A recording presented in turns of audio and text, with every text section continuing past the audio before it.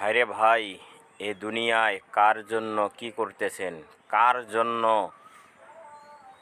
মানুষের জমিনের আইল ঠেলতেছেন?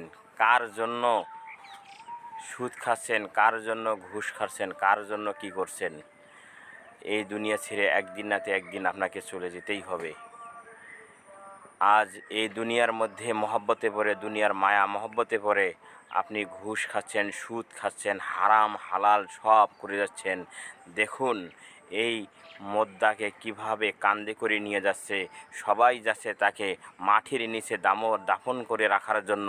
কেউ তার সঙ্গে যাবে না, কেউ রে ভাই তার সঙ্গে যাবে না। তাকে কবরে রেখেই দেখবেন মাটি দিয়েই যা বৈঠক বসবে, যে কাইন কয়টা গরু দিবেন, কাইন কয়টা কী দিবেন, খাওয়ার ধুমধাম পড়ে যাবে। ভাই একটু চিন্তা ভাবনা করুন। আপনার